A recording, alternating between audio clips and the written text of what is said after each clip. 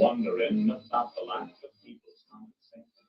What I didn't understand and couldn't seem to see was one great big fat watermelon laying in the field. See that watermelon hanging on the vine? I wish that watermelon could be mine. The farmer must be careless without a lick of sense, or he wouldn't leave it hanging on the vine. Cornbread is sweet, pork chops are good, black-eyed peas are mighty, mighty fine. But give me, I really wish you would, that watermelon hanging on the vine. Yeah. Got a gal who loves me, she always treats me fine. She lets me hug and kiss her all the time. I wish that all her kisses could taste half as sweet as the watermelon hanging on the vine. Kissing is sweet, hugging is good. Peace, peace, people. Welcome to Yemima's World, the Jelly Moose's Cafe. I am your hostess, Yemima, and of course, it is good to be black in the land of the living once again. I do not own the rights to the song. It is Tennessee Ernie Ford singing the Watermelon song. Looks like from the video, it could be around maybe the 1930s or 40s when this song was put out. Um, it is a white man singing the song. We know that even back then, in those days, a black man would not have been caught singing a song about watermelons. Now we know that for those of you who don't know, at Madison Square Garden when Hitler had his speech. He had a quote unquote comedian that was there and made a joke about a black person and watermelon. And some people were offended. There were some black people who were offended, and there were some that didn't have sense God gave to a goose to be offended. So I wanted to come on. Of course, you know, I like to share knowledge of things. Um, I want us to know why we should be offended by things that should offend us, I guess. You know, what is we've known, you know, for a long time that black people have been stereotyped about eating watermelon. And there are some black people that just refuse to eat it because it's such a stereotype. So I want to find out why it is a stereotype. Why black folks, why do we love watermelon? And why is it such a stereotype along beside us? We know it's going to go back to slavery. So let's get into it. All right. So the watermelon stereotype is an anti-black racist trope originating in southern United States. No surprise there. It first arose as a backlash against African American emancipation and economic self sufficiency in the late 1860s. After the American Civil War, in several areas of the South, former slaves grew watermelon on their own land as a cash crop to sell. So already we see white folks mad because black people were making money. Nothing makes, my daddy used to say, a white man with a nickel can't stand a Negro with a penny. So they couldn't stand to see that they were using this watermelon to make money. For African Americans, watermelons were a symbol of liberation and self reliance. They were able to grow something of their own and take care of their families. However, for many in the majority white culture, watermelons embodied and threatened a loss of dominance. Southern white resentment against African Americans led to a political, potent cultural character using the watermelon as a disparage African African American. Wait a minute. Using the watermelons to disparage African Americans as childish and unclean, among other negative attributes. The first published character of Black people reveling in watermelon is believed to have appeared in Frank Leslie's illustrated newspaper in 1869, only 4 years after the Civil War. That is the picture that you see on the front of my screen there, on the front of your screen. That picture is the first character that they, or the picture that they showed of Black people in watermelon. The stereotype emerged shortly after enslaved people were emancipated after the Civil War. Defenders of slavery used it to portray African Americans as a simple minded people who were happy when provided with watermelon and little rest. The slaves' enjoyment of watermelon was also seen in the Southern people as a sign of their own supposed benevolence. The stereotype was perpetrated in minstrel shows after depicting African Americans as ignorant and lazy, given to song and dance, and inordinately fond of watermelon. The link between African Americans and watermelons may have been promoted in part by African Americans minstrels who sang popular songs as the Watermelon Song, which is the song that you hear at the beginning of this episode. Other songs was "Oh That Watermelon" in their shows, and which were set down in print in the 1870s. The 1893 World's Columbian Exposition that was held in Chicago planned to include a Colored People's Day featuring African American entertainers and free watermelons for the African American visitors whom the exposition's organizers hoped to attract. Um, Colored People's Day. They still had those at not necessarily at the World's Fair, but they still had Colored People's Day at local fairs. And so when these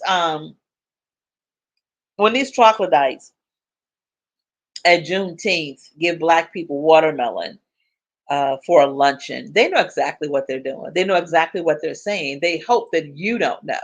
And 9 out of 10 of us don't. We just know that it's a stereotype, but we don't know the full story behind it. So today I'm giving it to you. So you will not be ignorant because we know that people perish for lack of knowledge. So that you don't perish, let's get this knowledge. So it says it was a flop as the city's African American community boycotted the exposition along with many other performers booked to attend on Colored People's Day. Now, I will say that Nancy Green was there at the Chicago World's Fair. Nancy Green was the first Aunt Jemima, and she got a lot of flack from people like Frederick Douglass and Ida B. Wells for being there. They thought that she was being, you know, a sellout. Um, but Nancy Green was there to get her money because they paid her well, and she used that money to help her community, which is much more than I could say for the sellouts of today. All right. Now, during the 1900s, postcards often depicted African Americans as animalistic creatures, happy to do nothing but eat water, a bid to dehumanize them. Other such coon cards, as they were popularly known, depicted African Americans stealing, fighting over, and becoming watermelons. One poem from the early 1900s reads: George Washington Watermelon Columbus Brown, eyes black as any little coon in town. At eating melon, I can put a pig to shame, for watermelon am my middle name. For several decades in the late 19th century, through to the mid 20th century, the stereotype was promoted through caricatures in print, film, sculpture, and music, and was a common decorative theme on household goods. In cinema, at the end of the 19th century, there was a brief genre of watermelon pictures, cinematic caricatures of African Americans' life showing such supposedly typical pursuits as eating watermelons, the cake walking and stealing chickens, with titles such as The Watermelon Contest, Dancing Darkies, Watermelon Feast, and Who Said Watermelon? The African American characters in such features were initially played by black performers, but from about 1903 onward, they were replaced by white actors performing in blackface. Several of the films depicted African Americans as having a virtually uncontrollable appetite for watermelon. For instance, the Watermelon Contest and Watermelon Feast include scenes of African American men consuming the fruits at such a speed that they spew out mush and seeds. The author, Navanti Lawrence, suggests that such scenes had a subtext of representing black male sexuality, in which black men love and desire the fruit in the same manner that they love sex.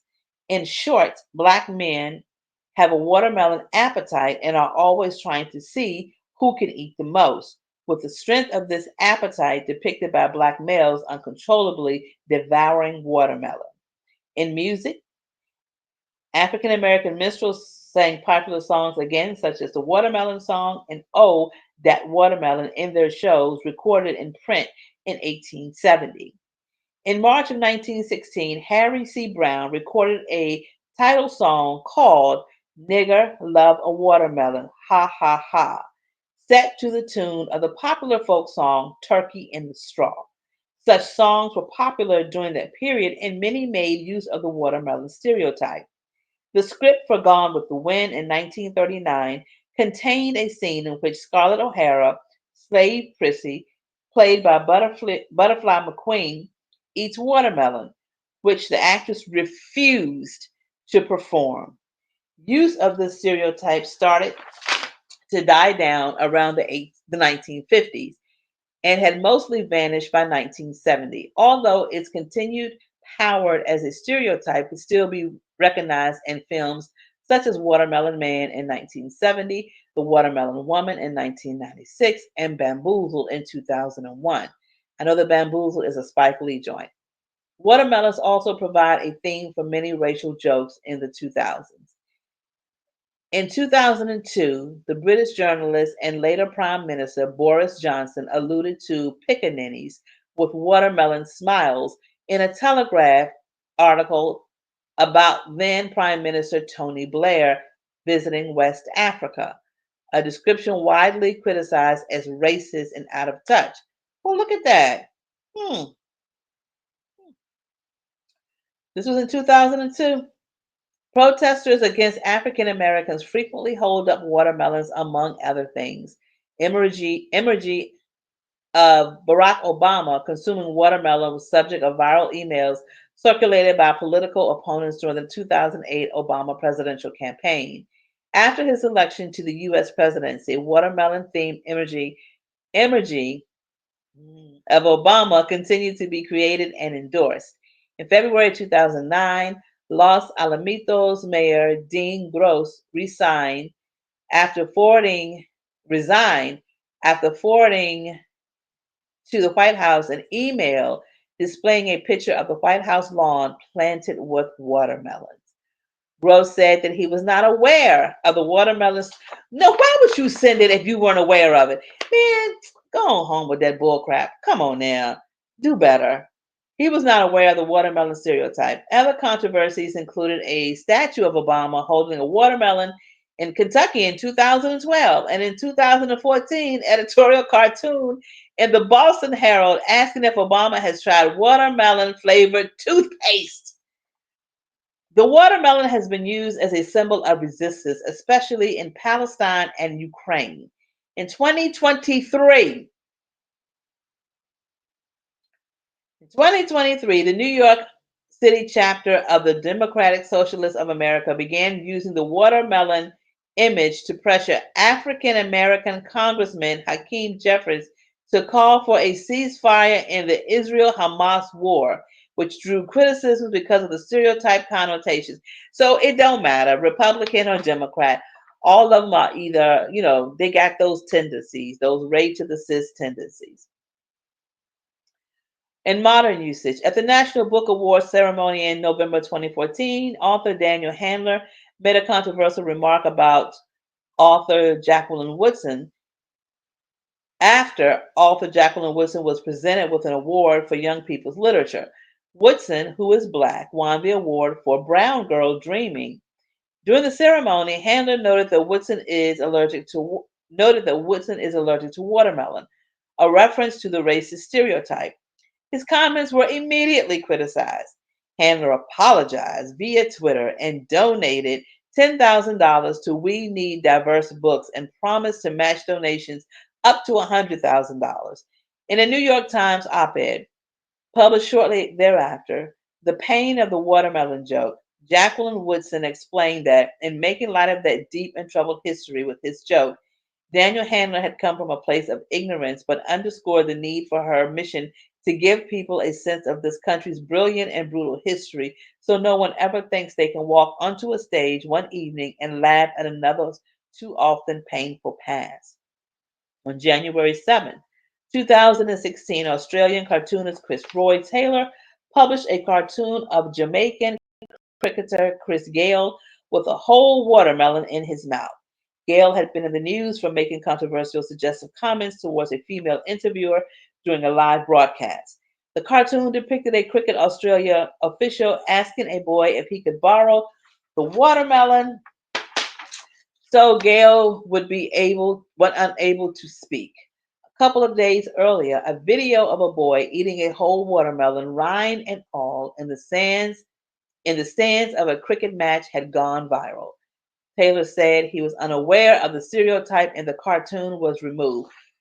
I get so sick and tired of these yogurt yetis doing this stuff and then cry, "Oh, I didn't know it was offensive. I don't know why I picked watermelon. I don't know." I get so sick of it. And then you have to apologize.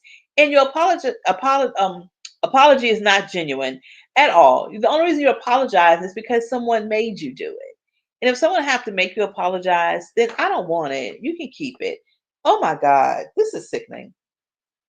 On October 22nd, 2017, the Fox and Friends morning show on the Fox News Channel dressed a Hispanic boy who was mistaken by many as an African American in a watermelon Halloween costume, drawing an ire on social media. And this is on Wikipedia, during Donald Trump's 2024 presidential election rally at Madison Square Garden, comedian Tony Hinchcliffe made a joke involving Black people carving watermelons for Halloween. In the South, they have taken from us every time we find a way to get ahead, they take it away from us. Every single time we find a way to provide for our family so we don't have to turn to the crime that they put or force us to turn to, they take it from us every single time. We succeed, they take it from us and they know who they are. Talking about the troglodyte termites that destroy everything that we build. In Richmond, Virginia, they still have the Watermelon Festival every year in the summertime. Well, I think it's the spring or summertime. They still have it, and it's all white people. Black people are, I won't say afraid, and it's not all Black people, but there are too many Black people that are shy about or hesitant, I should say, to go to these festivals because they don't want to look like a stereotype.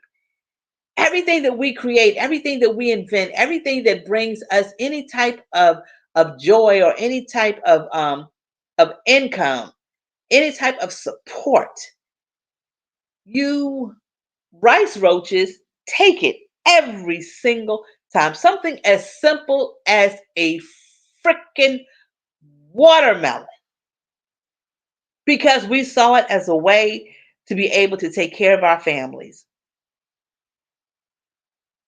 And you went out of your way. And here we are, 100 years later, almost 200 years later, and you still use that as a derogatory term toward us. And we don't even know why. We don't have a clue. We don't know that our ancestors grew watermelons to take care of their families. We just know that white folks think that we're lazy when we eat watermelon. We just know that. So it's not even about eating the watermelon. It's about using the watermelon as a tool to take care of your financial needs, to take care of your family. Oh, it's exhausting. I believe that um I can't think of what ancestor that said it, but something to the effect of being black in America is exhausting. It is truly exhausting. Every day we wake up and try to figure out what's going to be taken from us today. It's exhausting. It is truly, truly exhausting. But I just want to come on really quick to talk about this. November is Indigenous Heritage Month, and I will be doing some stories for Indigenous Heritage Month. It's kind of like another Black History Month because we know that the Indigenous people, the original Indigenous people, were Black. We know that. We're going to talk about that. We're going to talk about how they uh, turned white, like they said, Kamala turned Black. We're going to talk about how the Native American Indigenous people turned white, and those episodes are coming up. I hope that you tune in for them. Um, Please like, share, and subscribe. It has grown. I was with some people last night. We did Ancestor Veneration Night, and they all subscribed to the channel, which I am grateful for. The channel has grown. It is still growing, and I would like it to continue to grow because I want to pass this information on. So look for the new episodes coming up this month. You know the drill. Love yourself, love each other, give yourself some grace, give others that deserve it some grace. And I know grace is something that you don't deserve, but you get. But honor your ancestors, they will honor you. We are our ancestors. Stay healthy, stay cool, stay warm. It was chilly today. I've had my heat off and on all day. I don't like that because it takes up, as my mother used to say, it makes my light bill go up. She didn't say electric bill, she said her light bill go up. So I don't like that because it's too early in the year for me to be turning my heat on, but it was chilly today. So stay cool, stay warm wherever you are. Until next time, stay black. And please eat that watermelon. Please don't let them deter you from that. And hell, don't just eat it, grow it. Get you a whole field and grow you some watermelon. That's what we all need to do. They can kiss my black. Hey, so I'll see you next time, family. Peace.